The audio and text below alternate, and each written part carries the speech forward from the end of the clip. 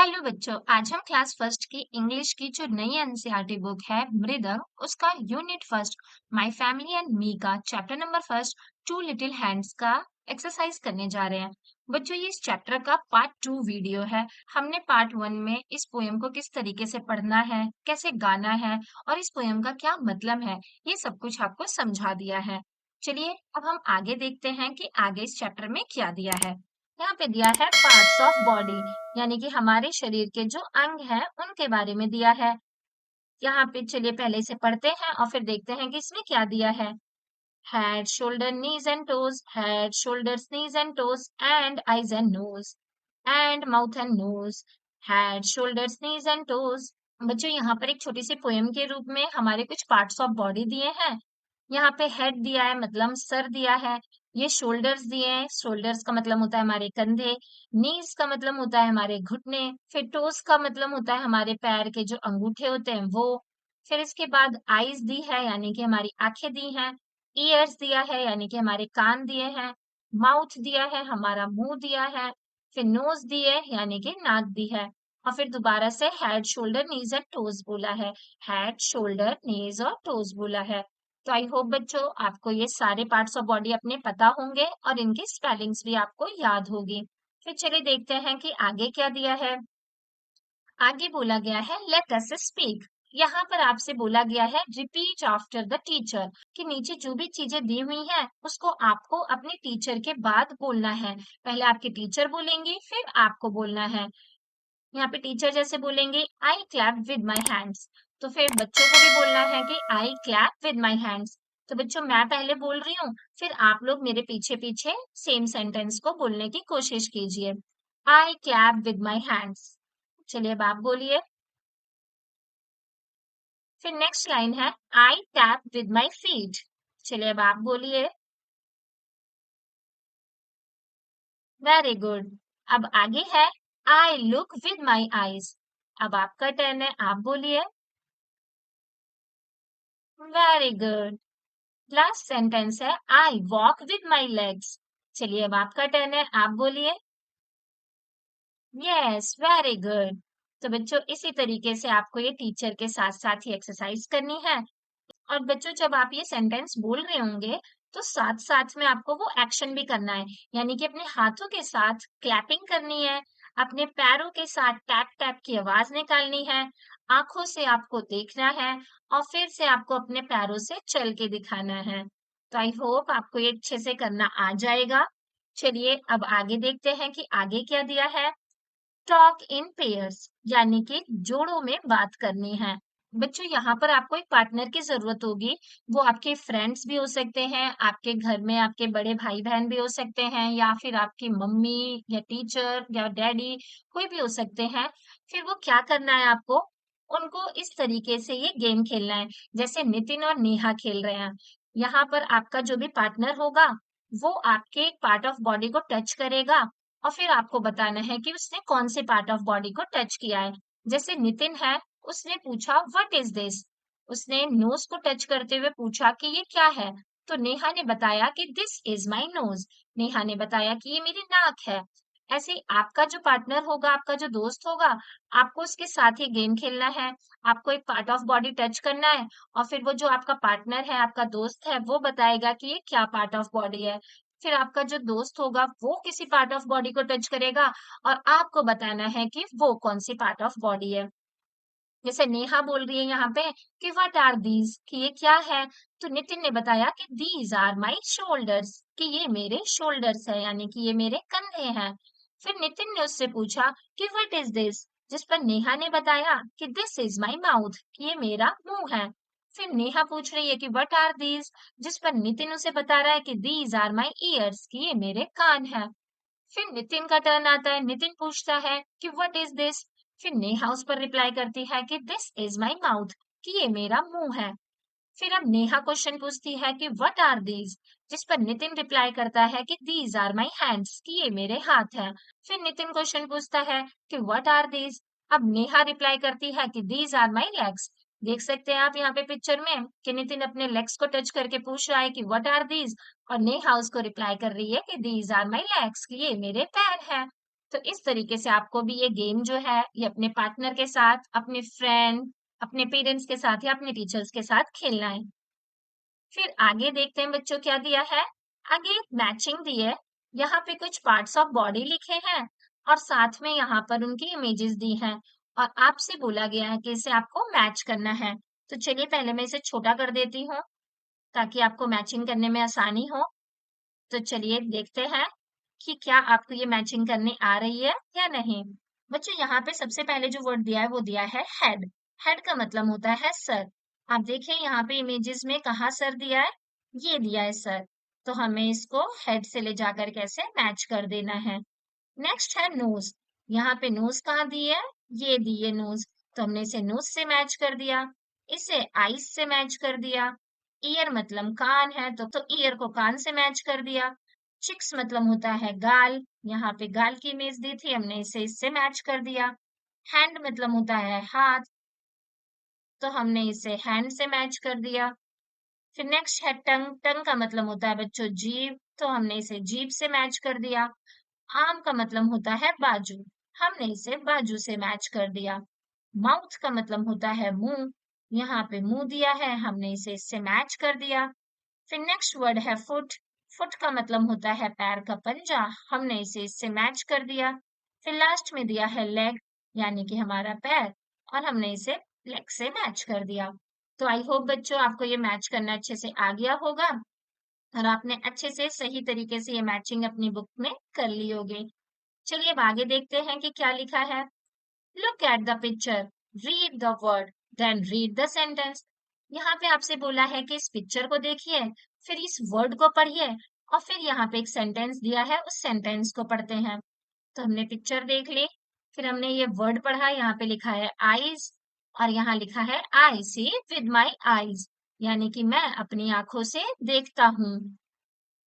फिर आगे बच्चों यहाँ ईयर की इमेज दी है और यहाँ पे ईयर्स लिखा है और सेंटेंस लिखा है कि I hear with my years, कि मैं अपने कानों से हियर करता हूँ यानी कि सुनता हूँ।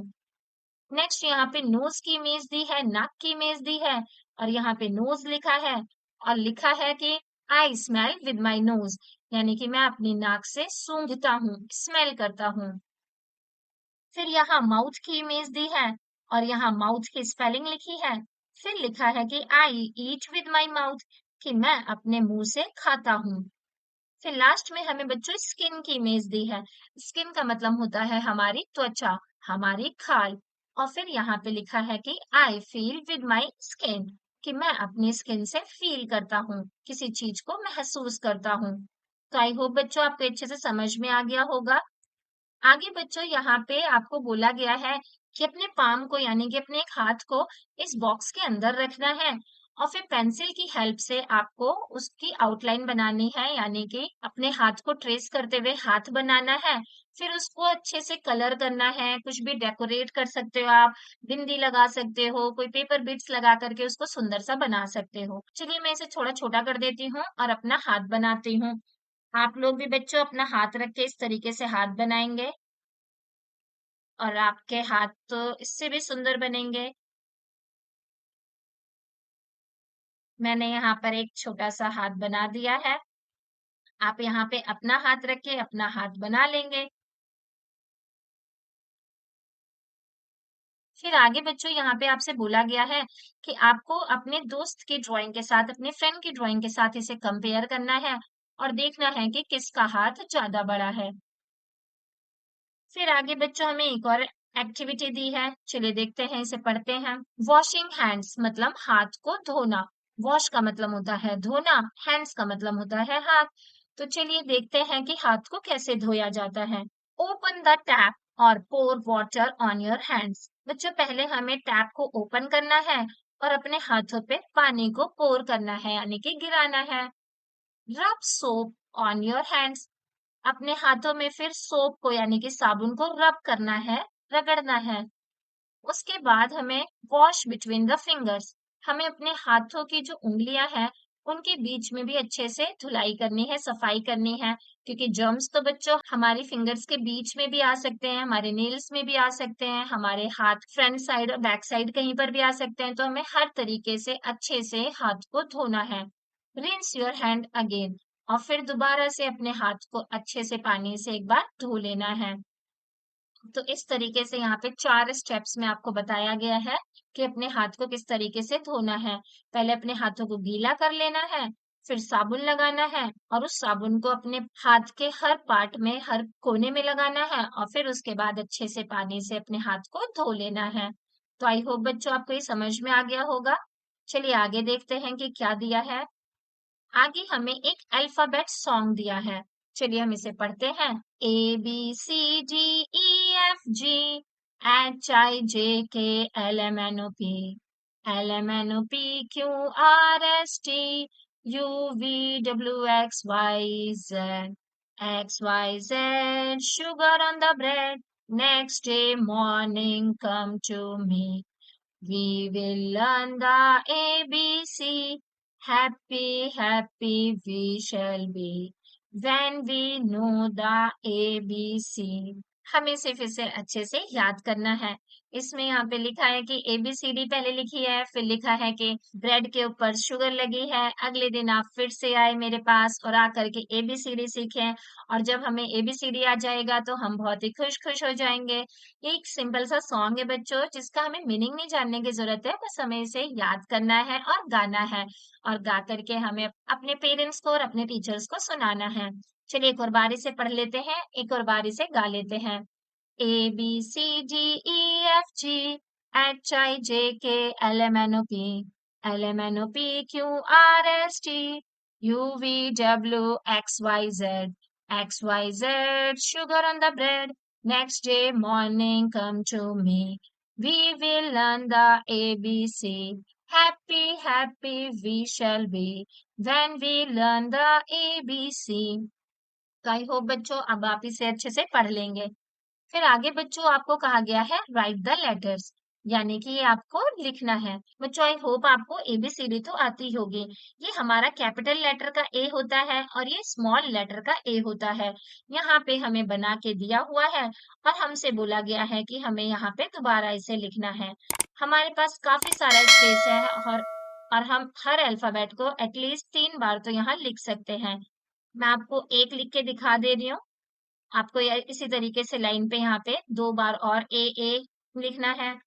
फिर इस तरीके से आपको बी लिखना है। पहले एक बार कैपिटल बी लिखेंगे आप, लाइंस में लिखना है प्रॉपर, फिर स्मॉल बी लिखेंगे, फिर स्मॉल बी लिखेंगे, और आपके पास काफी स्पेस है तो आप 2 बार और लिख सकते हैं।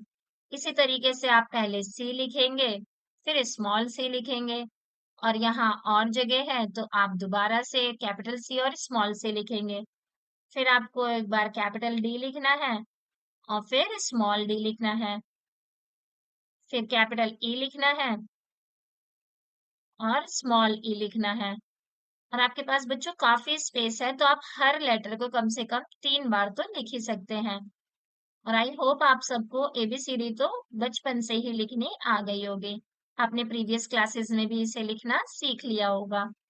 तो आप इस तरीके से यहाँ पे इसे लिख लेंगे। फिर यहाँ पर आपको एक और फोनिक सॉन्ग दिया हुआ है, यानी कि एबीसीडी से रिलेटेड एक और गाना दिया हुआ है। तो चलिए इसे पढ़ते हैं और गाते हैं। A is for aunt, aunt. B is for bag, bag. बच्चों हमें यहाँ पे ना जो ए की साउंड है, हमें उस तरीके से बोलना है। इसे ए नहीं बोलना। ए की साउंड बच्चों आप सबको पता होगा कि ए की जो साउंड होती है वो अ की साउंड होती है, तो हमें इसे अ करके पढ़ना है। बी इज फॉर बैग, ब की साउंड होती है तो हमें बी को ब पढ़ना है। बी इज फॉर बैग, ब bag. C is for cat, ये हमें क से सुनाई दे रहा है ना बच्चों कैट, तो क पढ़ना है इसे। क cat. D is for dog, ड dog. E is for egg, अ एग। इस तरीके से आपको ये पढ़ते जाना है बच्चों। तो अब मैं पढ़ती हूँ और आप मेरे पीछे पीछे इसे पढ़िए। F is for fish, fish. G is for God, got. H is for hut, hut. I is for ice cube, ice cube. J is for jug, jug. K is for kite, Kite. L is for lion, lion. M is for mango, mango. N is for nose, nose. O is for orange, orange. P is for parrot, parrot. Q is for quilt, quilt. R is for rat, rat. S is for sun, sun. T is for table, table. U is for umbrella, umbrella. V is for van, van. W is for well, well. X is for X-ray, X-ray. Y is for yarn, yarn. Z is for zebra, zebra. तो I hope बच्चों आपको ये अच्छे से पढ़ना आ रहा होगा। आप एक और बारी से रिपीट करके दोबारा से वीडियो देख सकते हैं और दोबारा से इसे पढ़ सकते हैं। फिर इसके बाद बच्चों आपको कुछ लेटर साउंड दी हुई है। मतलब हमारा जो ए होता है, ए से सिर्फ एप्पल तो नहीं होता ना बच्चों, ए फॉर एप्पल के अलावा भी बहुत कुछ होता है। जैसे कि यहाँ पे मैंने इसे छोटा कर दिया। अब देखते हैं कि क्या क्या दिया है। बच्चों हमें यहाँ पे ए फॉर एक्स भी दी है, ए फॉर ऑरेंज भी दिया है और इसके अलावा ए फॉर आम भी दिया है। फिर ऐसे बी फॉर बैग दिया है, बी फॉर बी भी दी है और बी फॉर बॉय भी होता है। सी फॉर कार्ड, कैप और कैट दिया है। जी फॉर डेन यानी कि गुफा, डोर यानी कि दरवाजा और डॉग यानी कि कुत्ता भी दिया है। इसके अलावा E for egg, E for year और ई फॉर एलिफेंट भी दिया है। तो बच्चों जैसे हमने आज तक एबीसीडी पढ़ी है, तो जैसे हमने पढ़ा है एम फॉर मैंगो, तो एम फॉर मैंगो के अलावा मंकी, मनी और भी बहुत कुछ हो सकता है ना बच्चों। तो ऐसे यहाँ पे और भी बहुत सारे जो चीजें ए से, बी से, सी से, डी से और ई से हो सकती हैं वो दी हुई हैं। इसके बाद आपसे बोला गया है कि यहाँ पे आपको तीन तीन इमेजेस दी हैं, इनको ध्यान से पढ़िए और फिर देखिए कि किसका जो साउंड है, इनिशियल साउंड है, कौन सी चीज है जिसको जब हम पढ़ रहे हैं तो शुरुआत का जो अक्षर है वो अलग आ रहा है। तो बच्चों ध्यान से अगर हम पढ़ें तो ये हम पढ़ते हैं ब से बैग, बी फॉर बैग, ब से साउंड आ रही है और इसमें क से कैप की साउंड आ रही है और इसमें ब से बलून की साउंड आ रही है। तो बच्चों ये जो है ये एक ऑड है, तो बाकी दोनों तो ब से है, ये क से है, तो हमारा जो ऑड वन आउट है वो कैप हो गया। बच्चों जो नेक्स्ट है यहाँ पे हम इसे पढ़ते हैं एप्पल, ये ए से साउंड है।